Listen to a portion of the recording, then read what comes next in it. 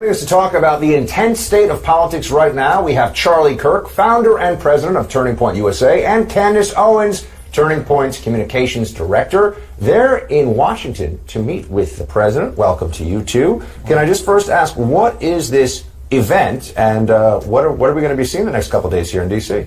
You know, we had received so much interest over a period of time in this sort of youth black conservative movement, and it felt like we really wanted to harness the power and the opportunity and invite everyone to D.C., first and foremost, to bring them to conservative ideas. A major hurdle that the black community faces is not having the resources to get to different ideas and sort of being locked inside of a bubble.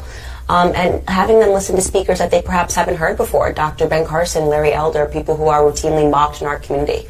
So this is the first ever opportunity to do that in D.C., and we're really excited that it's happening this weekend. Charlie, what are you hoping that the president gets out of these interactions? Well, I first want to take a step back and just give Candace Owens credit for changing the national conversation around these issues from a conservative kind of perspective over the last year. When I first met Candace, one of the first things she said is, she said, Charlie, I think we can have a young black leadership summit that can be a lot bigger than any of the pundits or the consultants would ever dream. And I mean, tomorrow, 400 plus young black leaders from across the country. That's an accomplishment that, especially of a conservative, tilt, if you will. And the number could have been much higher. That's right. And so the number could have been higher, and it was the last minute influx of interest. And we had probably 5x that in applicants and in inquiries. But what Candace Owens and our urban engagement director, Brandon Tatum, have done at Turning Point USA to really garner more interest amongst the black community for conservative values, I think it's worth having the conversation, and it's something that, given all the recent news and attention around these issues, I think is something that will be quite interesting tomorrow. Candace, there's obviously a bit of skepticism. As long as I've been in the game of conservative politics, as long as I've been a conservative, which is probably about sophomore year of high school, there have been conversations about how do conservatives win over more of the black community. There have been some prominent leaders. You mentioned Dr. Ben Carson, others who have come forward and have tried to get this conversation going. What are you seeing that's different now, really? Like, why is it? I mean, to Charlie's point, he's saying that you've changed the conversation. How and why is the conversation different? It's funny that you say that, because I was able to meet with Dr. Ben Carson early on this year, and we spoke about that. Like, what are the differences? Why are people paying a little more attention now? And I think that, and to his credit, in the past, the conversation was almost so intellectual that it was hard for people to digest and process and to understand. And because the left had won the culture war, it was easy for them to mock them, to see a skit where perhaps Dr. Ben Carson or Dr. Condoleezza Rice are being mocked. And I think I'm a little more of a fighter, definitely in terms of starting my channel on YouTube and wanting it to be colloquial and wanting it to feel familiar, like you were talking to your brother and sister, and sort of taking back some of the turf that was lost on the culture war by making fun of people on the left in the same way that they make fun of us. I think that sort of helped bridge the gap and make people more interested in having the discussion. Does it bother you that there's no prominent African Americans in the White House itself? Do you think that's important? Sure there is. Dr. Ben Carson's part of the executive branch. That's not true. That's not true. Well, within the White House itself. Jaron is an executive with Jared Kushner. What is his role? He's a DAP, which is a Deputy Assistant to the President of the United States, which is a top tier. So that's not true. Who are other individuals in the White House? Well, I want to go back and answer your question. So one thing that we always speak when we speak to conservatives about is we have to stop believing in this illusion that because somebody is black, they represent my interests. Mm-hmm. We learned that lesson via Barack Obama. I mean, he was in the White House for 8 years and didn't do much for the black community. So I'm not interested in the color of people's skin. So I'm interested in what they do and what they accomplish. I'm really interested in your perspective here. Yeah. So to you, having, you don't look at, it is an administration that has more white men than past administrations have had. Yeah, but that doesn't bother you. You don't think that diversity is important? No, not at all. I think that we have to stop believing that diversity is the color of people's skin, because if you have, the Black Caucus, for example, which didn't stand up and applaud when Trump announced that we had the lowest ever unemployment in the black community, that's concerning to me. So a big part of the conversation that we open is in making people understand that's an illusion that the left has sold, that somehow because somebody matches my skin color, because somebody matches my gender, they have my best interests at heart, and that is completely fallacious. I have to ask about Kanye. You two have been seen, photographed with, spend time with Kanye. I got a tremendous, we have to speak about him on the show, got a tremendous amount of attention from the media from a recent meeting in the Oval Office. How does he factor? Look, I feel like conservatives play this game that we go back and forth. If anybody who's famous starts talking in any way that conservatives like, we embrace them right away, and then sometimes we feel like we get burned later. They're not as conservative as we thought. Kanye has such a huge megaphone. He's obviously somewhat of a controversial figure as well, based on what he said in the past. Charlie, just to start with you, I mean, how does he play into all this other than, I mean, I want to hear from both of you on this, but how does he play into all this other than just getting a lot of attention? You know what I mean? How is he changing the conversation? I'll be the first one to admit, I mean, I was your typical macroeconomic loving kind of conservative individual that wasn't part of the culture that, you know... You got a high paperback in your bag. I know what I mean. Like, I became a conservative based on reading Free to Choose and Ludwig von Mises.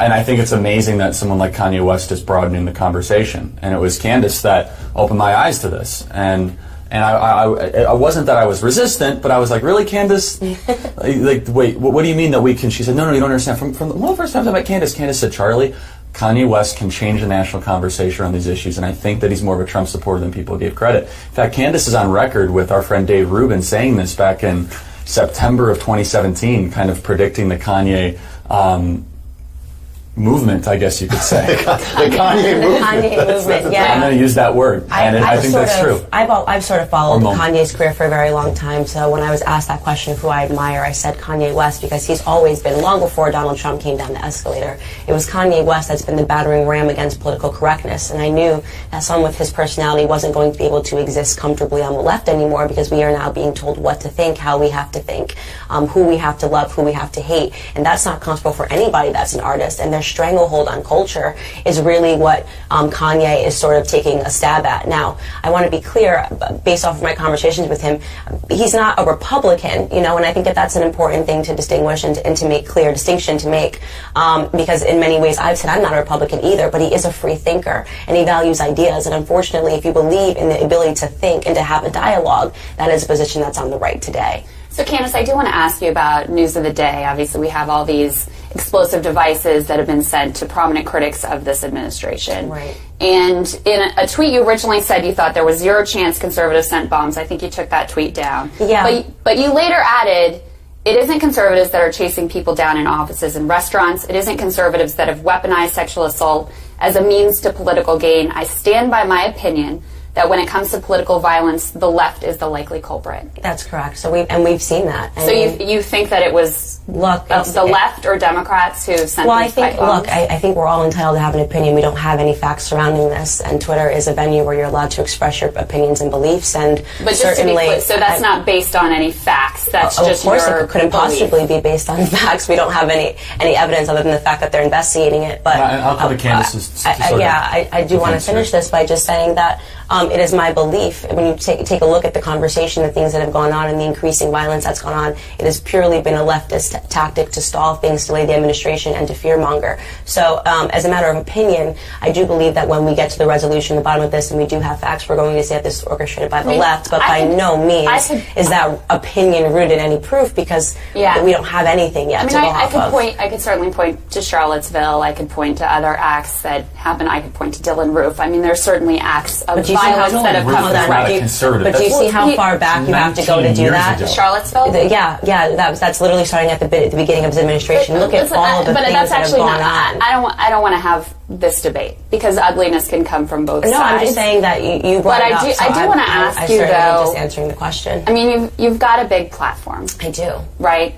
And you have a powerful voice. Thank you. And kudos to you for creating that. Thank you. How do you view the responsibility that comes with that? I view the responsibility of just being a person that maintains my ability to have an opinion. I express an opinion, and no means that I say that I have just found the facts and this is related. Yeah. And I always reserve the right. You said there's 0% chance. Yeah. I said I'm going to go out and say that there is a 0% chance that this was sent by conservatives. I find all the things that are going on, the caravan of illegals, the packages that are being sent, Brett Kavanaugh's confirmation. And just to clarify, you think the caravan too was organized by Democrats? I find it to be incredibly suspicious timing, so that they are meant to get to the border on the day of the election. Again, this is not rooted in fact, but you do have to understand I am very much entitled to my opinion, and Twitter is my platform. Candace, I have one more. Just one more here, because I wanted to get to know you before you came on. Yeah. And I'm really interested in your perspective, because I think you're a fascinating person. Thank you. There was another tweet that said the Democratic Party is comprised of racist white liberals. That is correct.